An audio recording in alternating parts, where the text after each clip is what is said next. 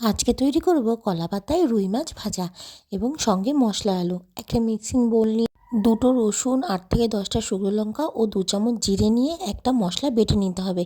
এবার কলা পাতা কেটে ভালো করে পরিষ্কার করে এবার রেখে দিতে হবে। এবার ওই মাছগুলো ধুয়ে তার মধ্যে যে বেটে রাখা মশলাটা ওটা মাখিয়ে দিতে হবে।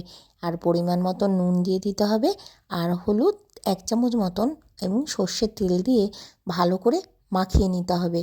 এবার মেখে কিছুটা রেখে দিতে হবে। এবার যে কলা পাতাটা রেখে দিয়েছিলাম ওই কলা পাতাটা একটা ফ্রাই প্যানের উপর বসিয়ে তাতে ভালো করে তেল মাখিয়ে নিতে হবে। ওই কলা পাতার উপরে তেল মাখানো হয়ে গেলে মাছগুলোকে সাজিয়ে দিতে হবে। সাজানো হয়ে গেলে আমরা গ্যাসের উপরে বসিয়ে দেবো। এবার লো ফ্লেমে একটা ঢাকনা দিয়ে ঢেকে দিতে হবে।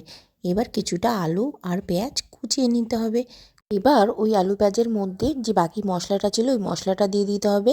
পরিমাণ মতো নুন, 1 চামচ হলুদ ও সামান্য তেল আর একটুখানি জল দিয়ে ভালো করে মেখে নিতে হবে। এবার মেখে গ্যাসে এটাও লো ফ্লেমে বসিয়ে দিতে হবে। এবার মাছগুলোর ঢাকনাটা খুলে হালকা হালকা করে এটাকে উল্টে দিতে হবে। উল্টে দিয়েই ভালো করে যখন জলটা শুকিয়ে আসবে তখনই নামিয়ে রেডি হয়ে যাবে আমাদের পাতায় মাছ ভাজা এবং মশলা আলু ভাজা।